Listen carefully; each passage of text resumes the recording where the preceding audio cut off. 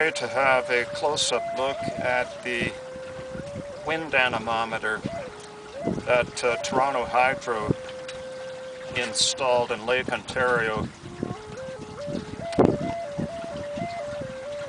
It's about 1 kilometer offshore from the east end of the Scarborough Bluffs. They began work putting it in the water late last fall of 2009. And the work apparently continued through the fall and into the winter. Only recently has the unit become operational, apparently.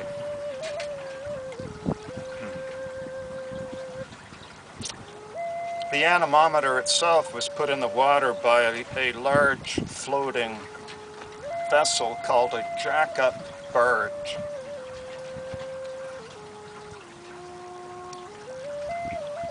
And that is like a steel platform that's supported by 4 hydraulically operated legs, one at each corner. So it's towed out to the site. The legs are extended down to the lake bottom and anchored to make a solid platform which rises a couple of meters above water level. And then the equipment that's needed to install the anemometer can be placed on the barge, and the work can go on from there.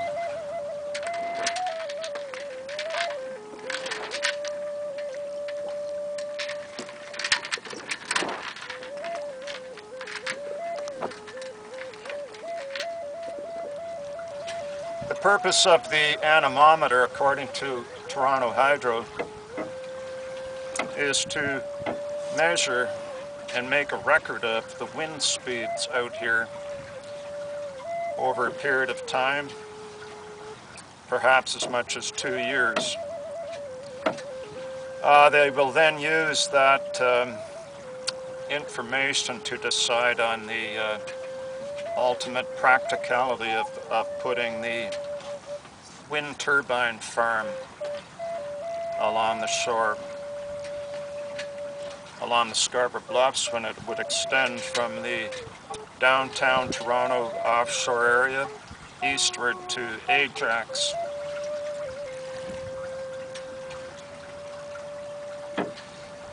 A little more information has become available since the first part of this DVD was made late last year. The information that I have now is that there would be 60 of these wind turbines, and the heights would be up to 120 or more meters. That's getting close to 400 feet high. It's not clear whether that counts the part that would be hidden underwater, which would be another 15 to 20 to 30 meters. The first part of this DVD was completed last year, late last year. Several significant developments have occurred with respect to the offshore wind farm proposals. Early this year, in March of 2010, the provincial government issued a construction permit, construction license, for a major offshore wind farm in the eastern end of Lake Ontario, near Kingston and the Thousand Islands area. Apparently this would be one of the largest offshore wind farms ever constructed anywhere in the world. The problem is, no offshore wind farms have been constructed anywhere in the Great Lakes. This means that there's no precedent, no protocol, no prior information available and yet the province still went ahead and issued that permit. Got a nice northeasterly breeze. We're moving along pretty good, 4 to 5 knots on a broad reach. The oil spill disaster in the Gulf of Mexico has prompted many to call for stepping up our attention giving to alternative energies so that we can get away from the oil-based economy. And I would certainly agree with that we should explore every form of energy and evaluate its risks and potentials. However, the language we use in that endeavor is very important.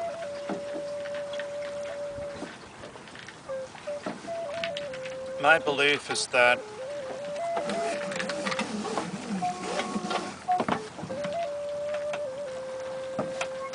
what we want to do is to achieve a net reduction in energy usage. Now, I say energy advisedly, not hydrocarbon-based energy, which is energy that's derived from things like gasoline, oil, coal, and that is our main causes of emissions that can affect climate change.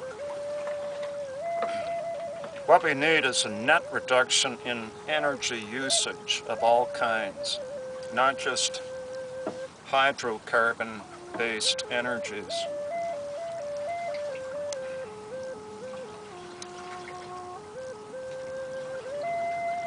So the idea that in order to get away from using oil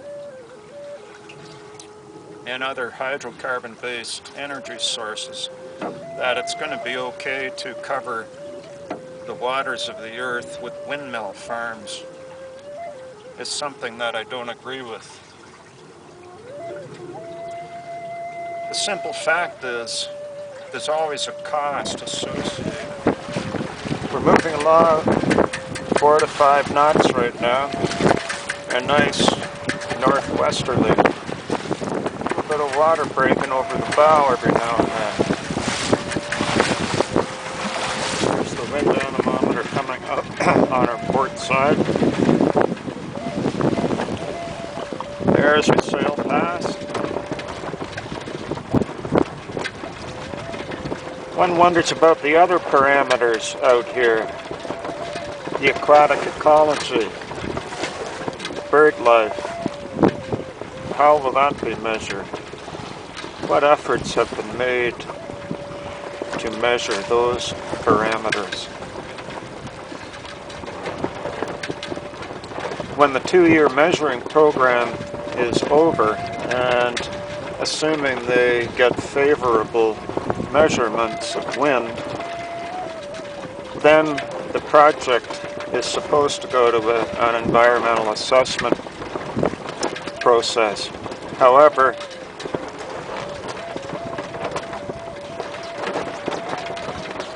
once the project reaches that stage, the environmental assessment process rarely ever brings a halt to the project.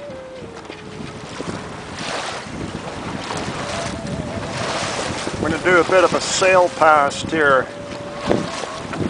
Port tack. Going along 5.5 knots.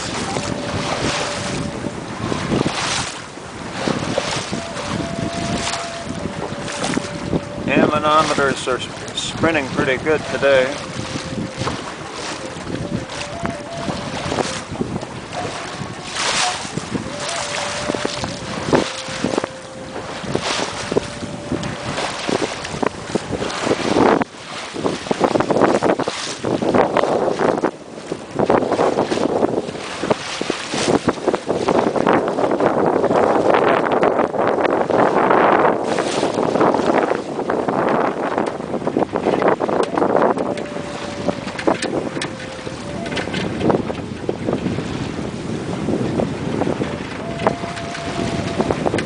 been a fairly pricey unit.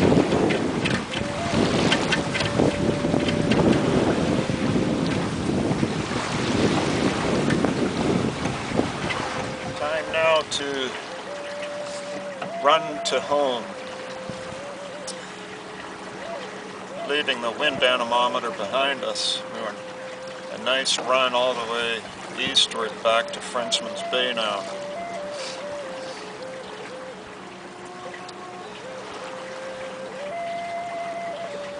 Now, since the first part of this DVD was released in early 2010, there's been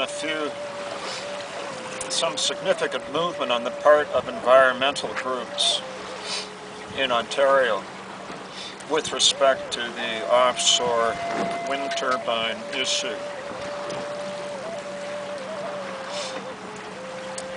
On May 29th this year, Ontario Nature had their annual general meeting, and they passed a resolution calling for the establishment of a 5-kilometer buffer zone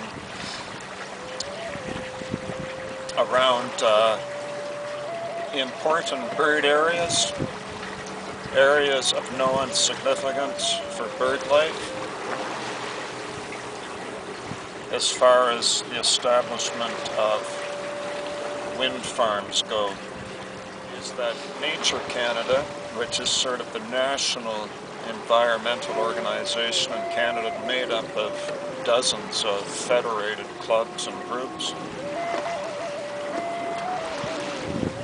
has called the bird and bat kill figures that were recently released for the 1-year-old wind turbine farm on Wolfe Island at the eastern end of Lake Ontario. They've called the statistics a disaster in the making. In the 6-month period, over 1,500 bats and birds were killed by the wind turbines on Wolfe Island. Among those that were killed are species that are on the decline, particularly with bats.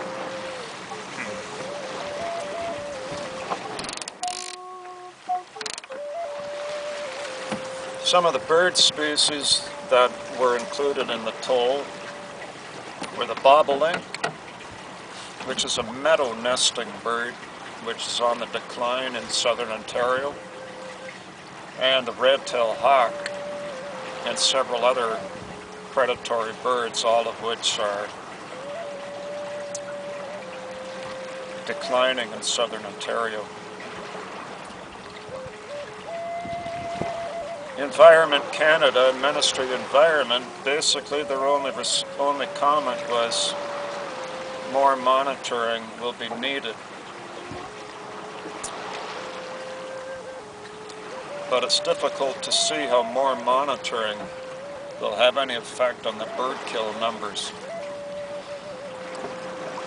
Nature Canada went so far to say that those numbers, if they hold up, can be hastening some species towards extinction.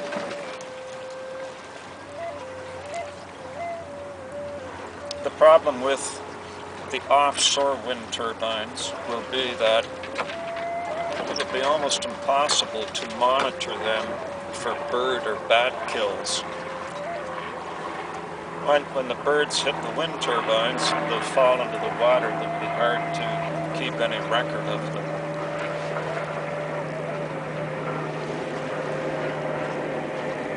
If monitoring things like bird kills is a requirement for the establishment of a wind farm, then it would seem that requirement can't be met with the offshore wind farms. Well, we're on our way back, a nice broad reach.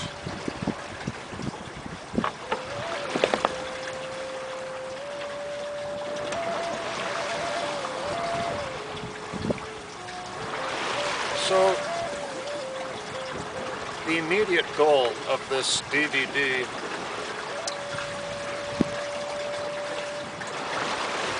is to bring about a halt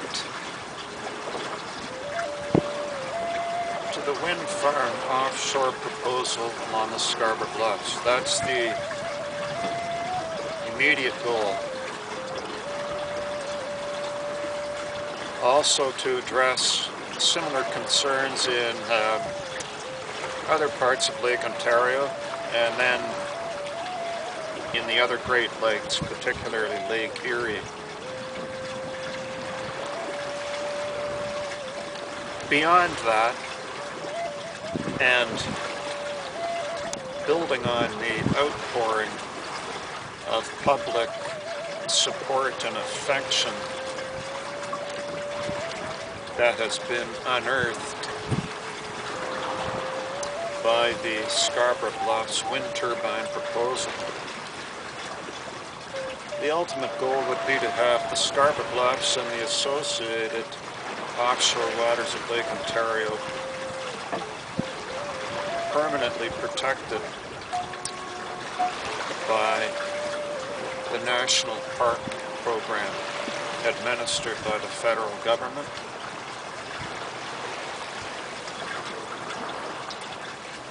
Almost all of the bluffs, lands, the shoreline, and the waters of Lake Ontario are already in public ownership. There'd be very little public money or expense involved in the establishment of a Scarborough Bluffs Lake Ontario National Park. Very little maintenance would be involved. There would be many opportunities for interpretation, for education, and for adventure on the water or on the lake shore, and in observation sites from the top of the bluffs.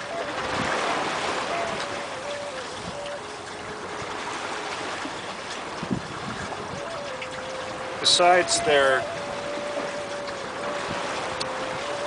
value as wildlife habitat. Looking at Bellamy Ravine here. You can see the vegetation, the trees, the forests. This is the kind of vegetation, the natural, original vegetation, that makes the bluffs so significant for migratory bird life. That's what they aim for after they've crossed the lake, or where they wait to go southward in the fall. Here's some shots of the bank swallow colony near the upper third of the bluffs.